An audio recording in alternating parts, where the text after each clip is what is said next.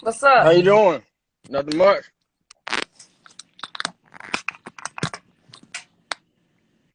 Everything good with the audio? Can you hear me? Yes. Can you hear me? Okay. Yep, I can hear you. Okay. Well, ladies and gentlemen, thank you all for joining us on another edition of Timeout Sports podcast. I guess this is the IG Live version. Um, Today we have on Atlanta Dream forward Cheyenne Parker, and we're gonna just go down memory lane, and then we're gonna come back up and talk 2021. So first, I would like to tell you, thank you for coming on and spending some of your time with me today. For sure. And so let's go ahead and get started. So first and foremost, how has life been for you, 2020, 2021 during this pandemic? It's been different, just having to adjust to all the different um expectations and requirements, traveling, having to get stuff stuck up your nose every time you gotta travel. Kind of sucks. But one thing about me is I always have to adjust. Like I'm good at adjusting to my situation. So it hasn't affected me too bad in a negative light. But it's definitely been different. Yeah.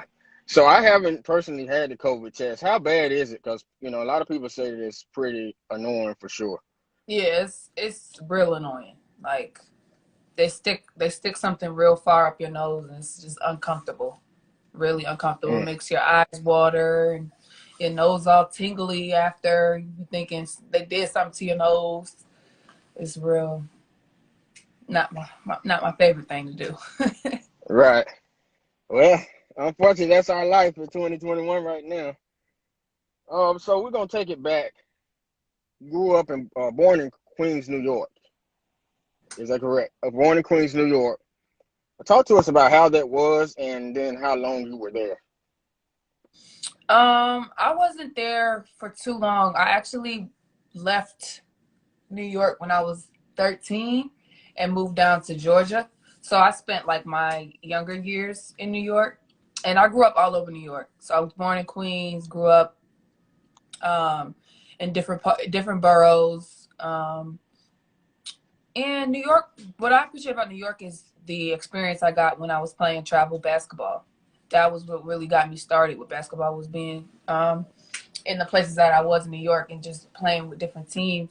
They had so many options up there. Um, and it really helped me, like, just with getting better and stuff like that, and the opportunity to play, having teammates. Right. So moved down to New York. You said 13. I moved from New York to Georgia, actually. You moved from excuse me. Yes, you moved from New York to Georgia. So how long were you in Georgia? I was in Georgia until 10th grade. I finished 10th grade, and then we moved to North Carolina, and then I finished high school in North Carolina. Right. And so that's what I knew about. Then you Right. transitioned to North Carolina, High Hmm. Point. Yes. How was that transition? I mean, well, first off, what led to you ultimately coming to High Point?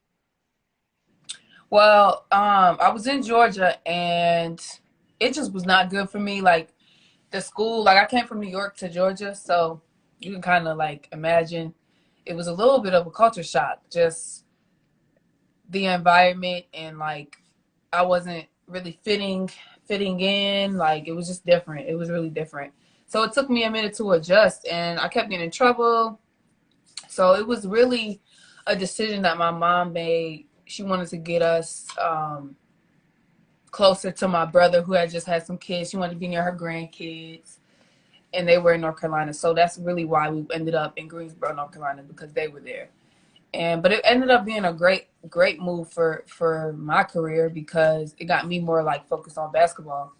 Um, yeah, I don't know if I would have went to college if I stayed in Georgia. Right. Yeah, it was definitely a good move for me. Okay. So Greensboro is where I am, so I definitely Oh, love Greensboro. Um, okay. so then you talk about coming to High Point. You say that once you got here, that's when you got serious about basketball. Mm. For you, were you always really good, or were you an average player that just said, okay, I really want to play basketball, and so I'm gonna just keep working very hard? What was that like Hmm. for you? I was definitely like a raw talent. Like in high school, I really wasn't nothing special. My highest recruit was High Point University, which is like a very low major. It was still D1, but it wasn't like a UConn or anything like that. Like I wasn't nowhere near that in high school. Like I blocked shots. That was pretty much what I could do at that time. So once I got to college and started playing against other competitive teams, like one thing I appreciate about High Point, we played top teams. Like we was playing, Kentucky or Ohio State. So that helped me playing against other players that that were good.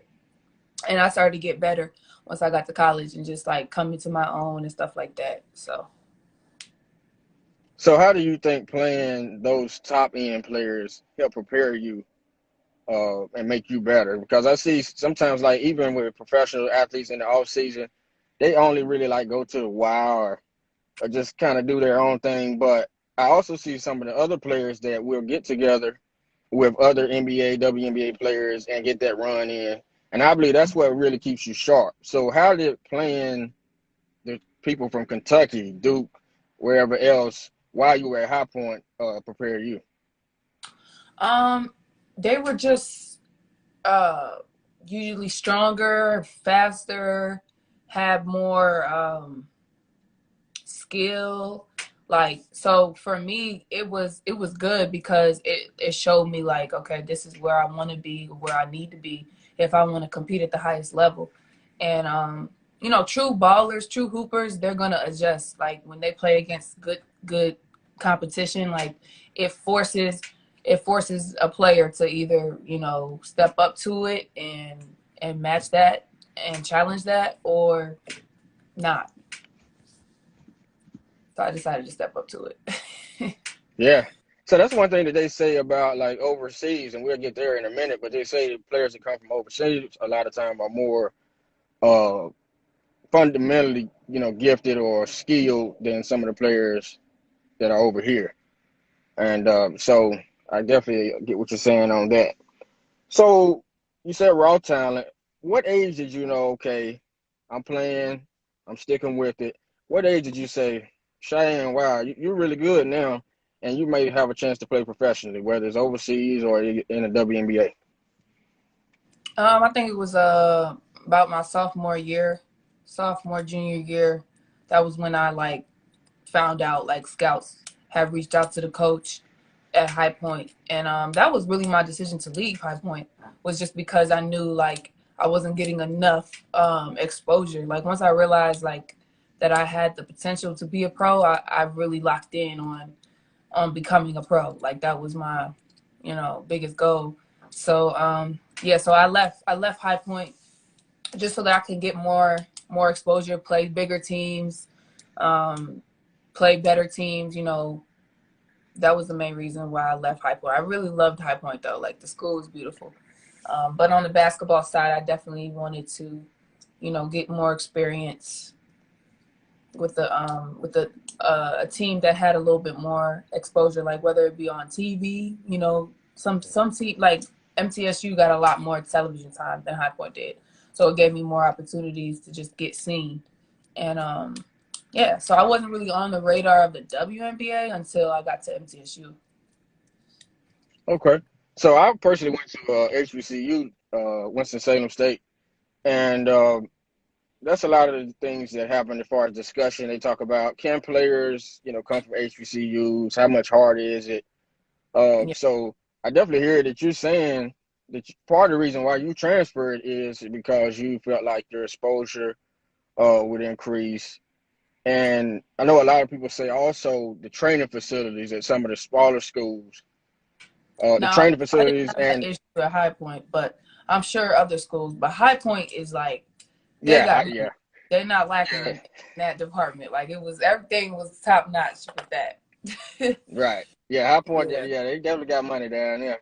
Yeah. Uh, so we still in college. You say you were in college age when you realized, okay, I could probably play professionally. Hmm. What did your training schedule then look like? Because I'm sure you had to tell yourself, okay, Cheyenne, if you really want to make it to the next level, you're gonna have to go above and beyond, not just the team workouts and you know team Yeah, film yeah, study. You absolutely. had to go above and beyond. So, what was Absolutely. your training and film study and all that like on your own? So for me, I would do like when I transferred to MTSU, I was red shirt. I had the red shirt because when you transfer D1 to D1, it's a rule. It's a stupid rule, but it's a rule nonetheless. So my first year at MT, I was red shirt. So that means I didn't play. I just practiced. So it was really great for me. I used to work out 3 times a day. Like I would do our practice, our team practice, and then I would go back to the gym in the evening and like get on the gun, get like 400 shots up, work on my dribbling. Like that was when I was working on my personal skill development. Okay. So talk to us about how important working on your weaknesses are. We see players in the NBA, the WNBA, they might be good offensive players, but they don't care all about defense. I mean, I see some that just play no defense. They don't die for the loose balls. On the NBA. So what? I said, don't even get me started on the NBA defense. Yeah, right now I mean, there's some teams that don't even try.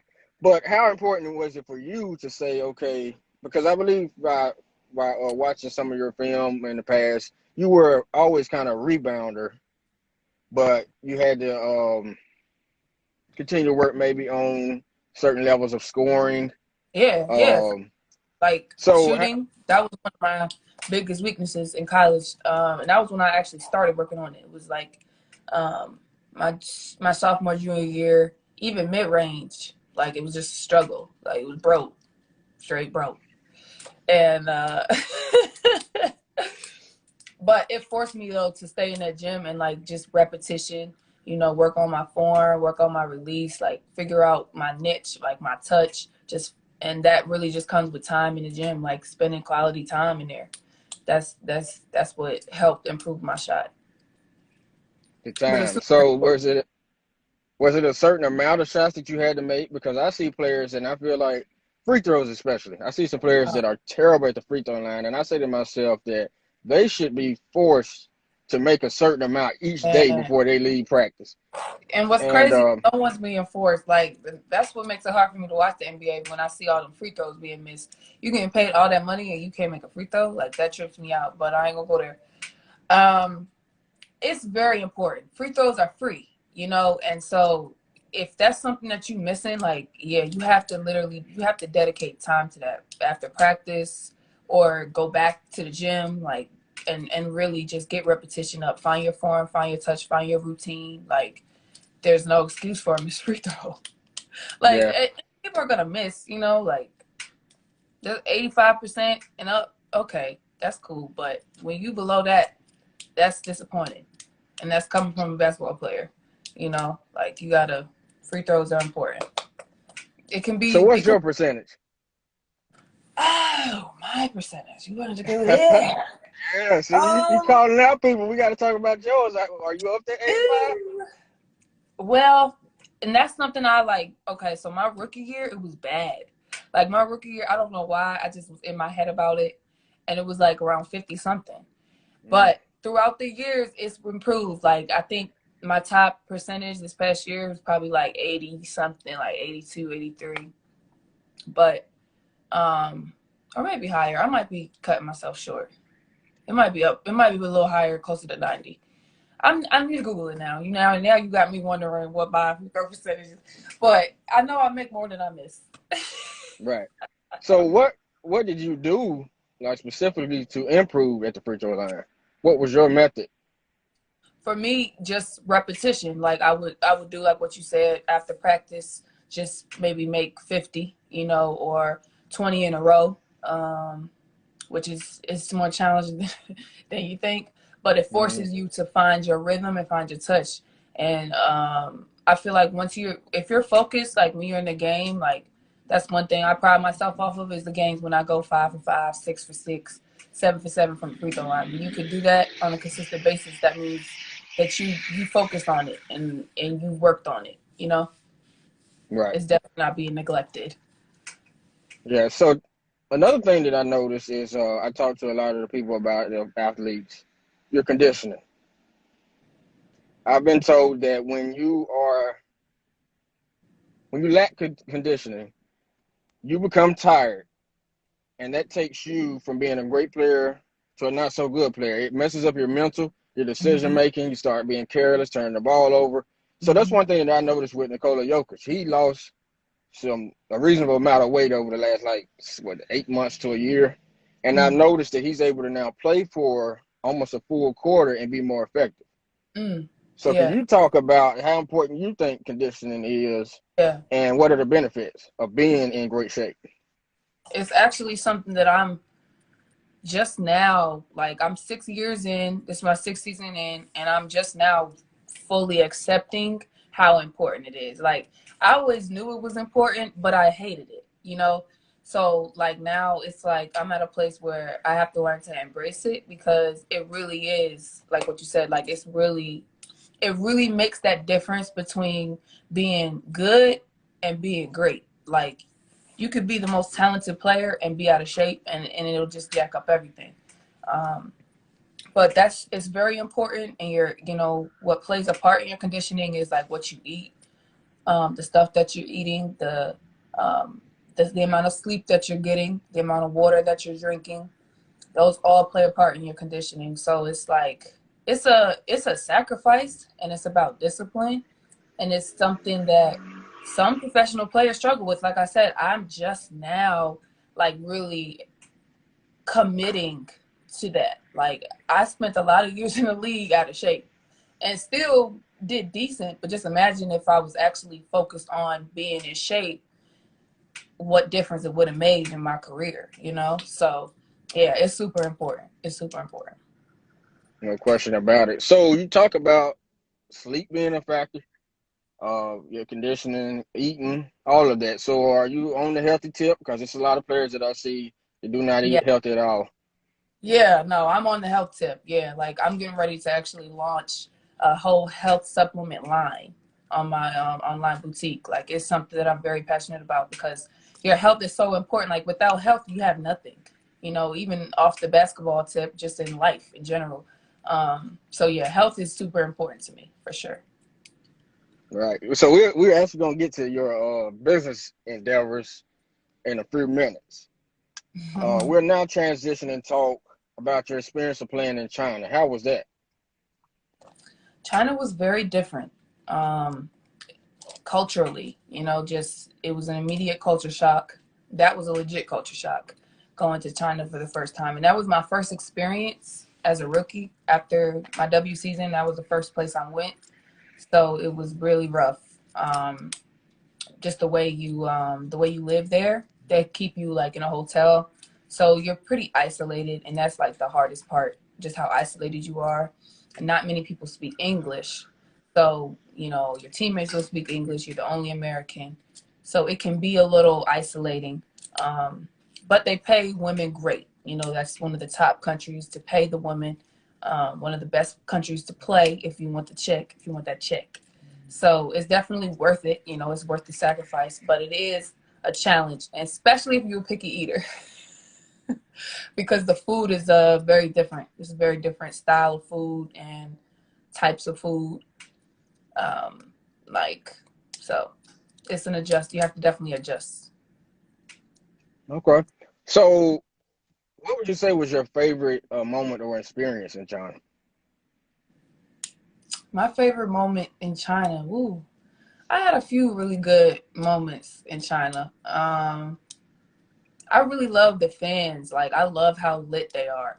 Like one time after we won and I had a good game and it was like a home game, I came out the gym, the arena, and it was like I don't even know, maybe 100. It was maybe 100 fans just geeked, and this was before COVID, so it was okay. Like I wasn't tripping, and I went down there and like signed a bunch of autographs, took pictures. Like I love the fans. Like I'm a softie for that. Like if you showing love to me, I will show love to you all day. So yeah, that was probably my best memory. And then one time I got to like speak Chinese on camera. They had me like say this word, like something about Merry Christmas, Happy New Year, or something. And that was cool too because I like trying new languages. So, how important do you think interacting with your fans is? Because I see players that they don't really care to. They don't sign the autographs. They don't take the pictures. They don't, repost some of your, Instagram things and all that type of stuff. And I believe as a fan, it's important because although you all are the athletes and you all have the ability, if nobody is willing to watch and support, pay for the merchandise and different things, then you still wouldn't be able to be who you are. So, how do you feel about that? I agree. I mean, I feel like, players, athletes, we have to remember we once were a fan of someone too. We have to remember that we once were in that position where we wanted a picture or to be recognized, or just an autograph or a simple gesture, a smile, acknowledged. So I'm heavy on that. Like I try to interact with my fans as much as possible, but I'm also a human, and sometimes need to disconnect from everybody. Like, and that's what can be hard for professionals, just not even athletes, just famous people, period. It's hard to have like time to yourself. Like if you just don't feel like, or you're just out and you just don't feel like taking a picture with a random person, sometimes it can seem like you're being rude, but I would never deny, like, I'm gonna take the picture. Like, we're gonna take that picture, we're gonna chop it up for a couple seconds, but that's just me, that's my personality. And I try not to like judge people, the people that are kind of rude about it, because you never know, like they probably have their own thing going on. Because I'm a WNBA player, and I'll never forget. I'm not gonna say who the player is, but I was at a game, and one of the players at the Bulls game didn't. I was like, "Oh, let's take a pic real quick," and he told me, he was like, "Oh, I gotta go to the locker room." I said, "So you can take a pic real quick?" That's a bet. But it showed me something. I'm a WNBA player. You knowing me like this, so it just showed me like some people just have different mindsets. Some people don't care about what you think, because either way, he getting millions of dollars. And but I'm no longer a fan of his. Like I'll Right. never ask him again. You know what I mean? Like that's just where I'm at with it. So I would never do that. That's just not me. Yeah, we have people that definitely forget where they come from, and like you said, if he won't take a picture with you and you're in the WNBA, we can only imagine how he treats the average person. Yeah, yeah. He lost a So fan. He lost one fan. I'll tell you that. yeah. So while we're on that, let's talk about some of your favorite WNBA players when you were growing up. Okay, some of my favorites. Well, WNBA growing up, if I'm being 100% honest, I did not really keep up with. Um, the first player that I looked up to, and just was a true legit fan, was Candace Parker. Candace Parker was like legendary. Like when she was in Tennessee, and I was right when I was like real young and like just starting to like come into my own as a basketball player, and I just wanted to play like her so bad. Like I just was so amazed with the fact that she was 6'4" and able to play like that. So yeah, I really look up to her when I was growing up, and then I also liked now that I know a few players from back then. I like Tina Thompson because she could hoop, and I love that she wore her lipstick. So that's like, to me, I love a woman who can embrace her femininity and still be a hooper. Like that's the best to me. So Right. like beautiful baller, basketball beauty. Okay. Uh-huh. So, We know everybody loves you now. They in the comments and going crazy. I don't know if you see I it or see not, y'all. I appreciate the love. What's up, y'all? but I Candace Parker is one of my favorite. I hope to be able to interview one day.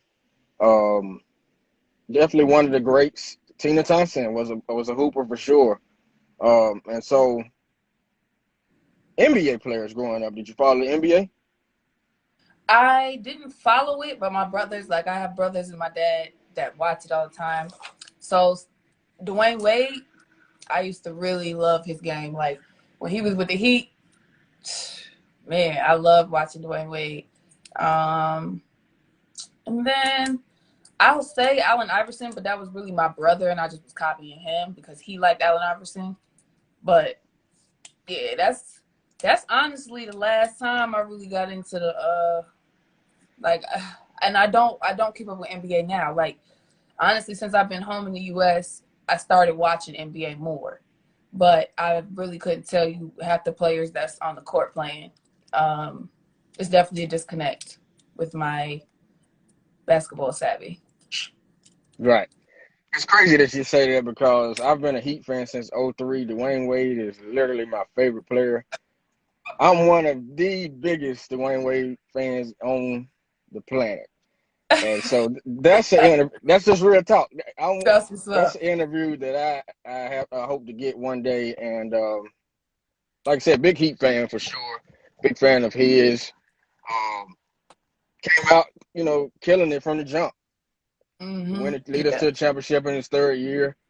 Um, True killer. Uh, Fought through adversity with his injuries and all of the above. So yeah, Dwayne Wade, that's my guy.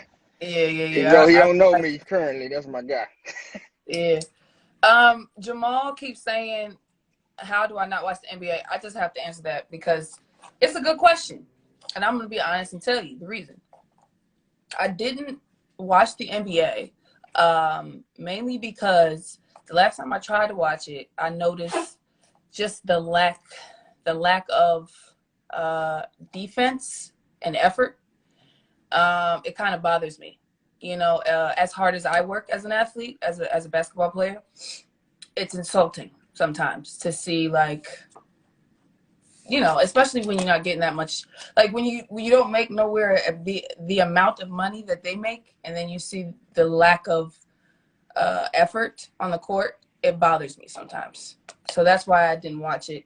But I had a few people tell me that it would help me to watch it just at least on the offensive side, and watch how they pass the ball, etc. So that's why I started watching it as of recent. But Right. that's my One of honest the opinion. things I believe leads to the lack of defense is the fact that most of the fans want offense. They embrace 125 to 122. Oh, back in the '90s, or when they were having 89 to 91 games, our fans don't like that nowadays. And so I believe Yeah, that's one reason why they just don't even halfway focus on defense. Um, defense wins Also, games though. it So does. Also, I would say what we were talking about earlier, conditioning. yeah, Some athletes are not conditioned to play on both ends because defense is actually yeah. harder than offense. Oh yeah, of course. That's the reason they don't do it, because of course defense requires effort. It does. It requires effort. It does. But hey, if you give me just 2 million of one of them salaries, I will go and play defense. I'll go play some defense. Just give me two million. That's all. Yeah, I feel you. I mean, I'm a advocate for the women's game. I believe that we have to figure out how to get more people to watch, and not just watch because of their favorite players, because of how they look. Like yourself, and they love Lexi Brown, they love Taylor Cooper. There's a lot of Mm-hmm. them that they just watch because of how they look, but they don't realize that you all can actually play, and you deserve to have the same support that the men have. That's my belief. So, what do you think is going to be required or necessary for you all to gain more traction and become more viewed and respected?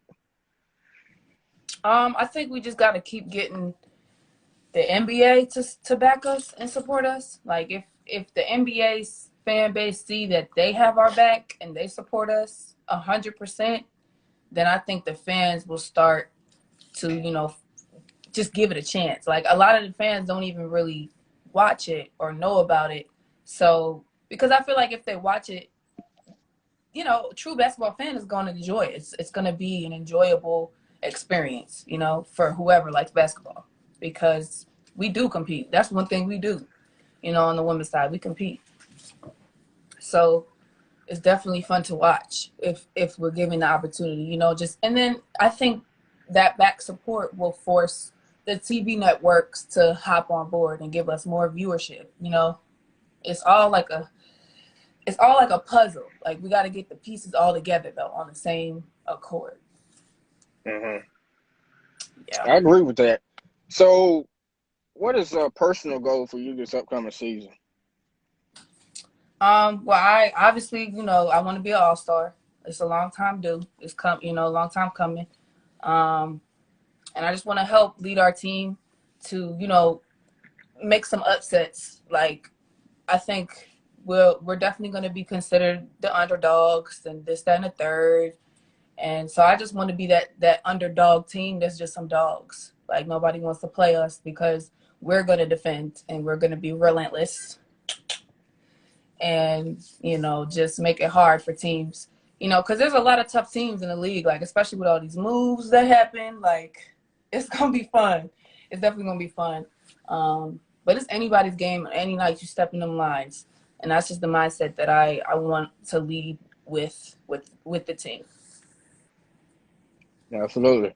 So I'm not gonna hold you too much longer, but let's go ahead and talk about your business. I want to give you the opportunity to shout out your businesses, and I did my own research, but I'll let you kind of just explain the businesses that you have and how people can support you. It's bornqueenboutique.com, you guys. It's in the link in my bio. Hopefully y'all already know about it and have checked it out. I'm selling different things like gear, t-shirts with this word, relentless, and other little motivational quotes. And then I also have my digital calendar. I don't have any more physical calendars. I sold them out. Next year I'll definitely have more though. I didn't expect them to sell out that fast. And then I'm getting ready to launch health supplements. That's what I was talking about also. The page is called Born Queen Natural Health. Don't have a website yet, but once I launch, you'll be able to get sea moss capsules, elderberry, soursop, oil of oregano, black seed oil, and sea buckhorn oil. Those are the 6 things that I'm going to be selling, and it's all for like building your immune system, keeping your body healthy, fighting all types of diseases, like all natural health supplements. Okay, but that's what's on to come. Soon to come.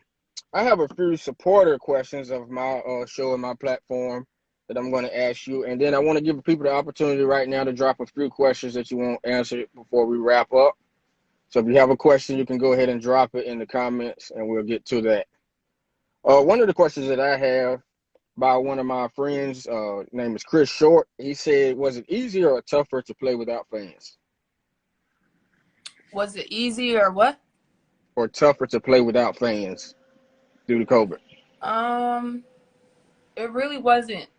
Like, in the bubble, you really couldn't tell because of the way they had the gym. There was no seats. Now when we get in the arenas this summer, I don't know what it's going to be like. It might be a little different because there's actually seats and they'll be empty. But I heard they're supposed to be changing the rules. Like, some cities will allow fans or half fans or something. So, but in the bubble, no, it wasn't. It really didn't make a difference. Okay. Next question. Toughest player you ever had to guard? So your toughest matchup, you would say defensively in WNBA. I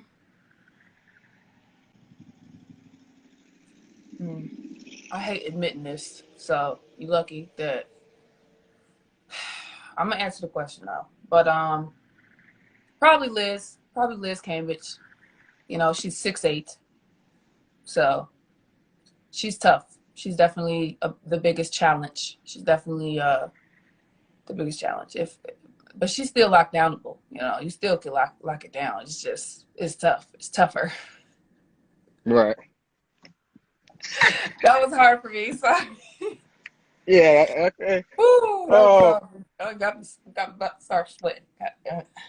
You thought about some of the matchups. So last chance to drop a question in the comments. So we're gonna get ready to wrap up. Don't want to hold you all day. If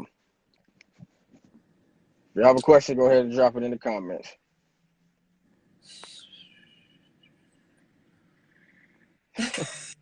Somebody said you talk so much junk. I don't. Oh, me? Mm, I don't talk junk. That's one thing I don't do.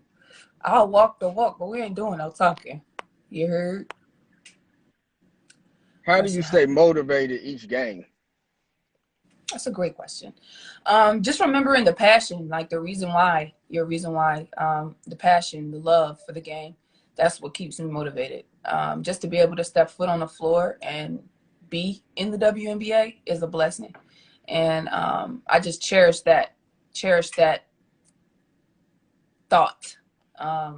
When it's time for tip off, it's like the greatest moment of my life in that moment. So I think that's probably what keeps me motivated, just knowing that I'm blessed to be where I'm at and to be able to play the game I love. Absolutely.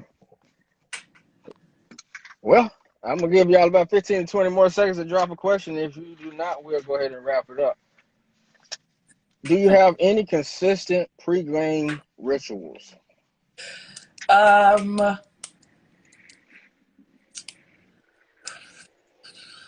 like to like have good music sessions when I'm getting ready, before I get ready, while I'm getting ready for the game, like putting on my gear and fixing my hair. Most of the time I do the slick back ponytail, so that's like a process. So I enjoy listening to like good music and having a little music video in the mirror, just, like feeling myself before the game.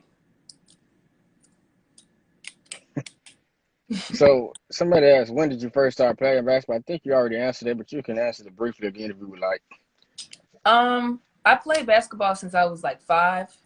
The first professional team, or not professional team, the first organized team was 4th grade. I was 9. Early. Any favorite moments in the league so far? I have a lot of good moments in the league. I was talking to another journalist about just like my rookie year, and I always go back to it because Candace Parker, like I said, I always looked up to Candace Parker. So it would probably be when I blocked Candace Parker's shot when I was a rookie.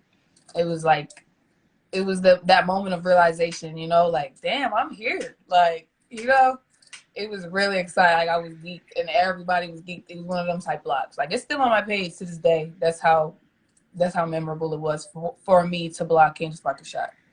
I was geeked. Yeah. Favorite music to listen to? I love old school music. I love rhythm and blues, soul, jazz. Those are my top of the list. Okay. And the last one we'll take, and I'll let you go, is what's your favorite meal?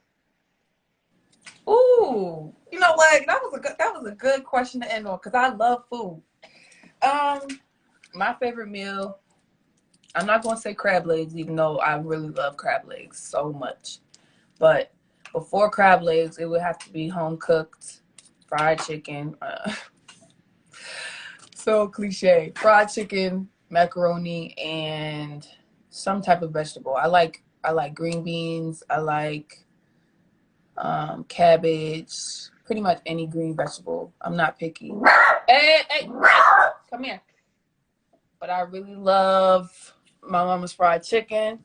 That's my that's my go-to favorite meal, like cheap meal, whatever you want to call it. When I go home to see my mom's, she know what to make for dinner for me ASAP. Cause that's my favorite. Right. You gotta have that fried chicken. I love mac and cheese. Mac and Like you cheese, said. fried chicken. As long as I got them Yeah. two, good to go. Yeah. Well, it's been a pleasure to have you on and talk for a little bit about your start in your career now. Hopefully we could do it again, maybe get like a short pregame not pregame, well, pregame or postgame interview once the season starts. Yeah, just let me know, G. I'm here. All right. Well, that's Cheyenne Parker, forward for the Atlanta Dream, and we're signing off for today.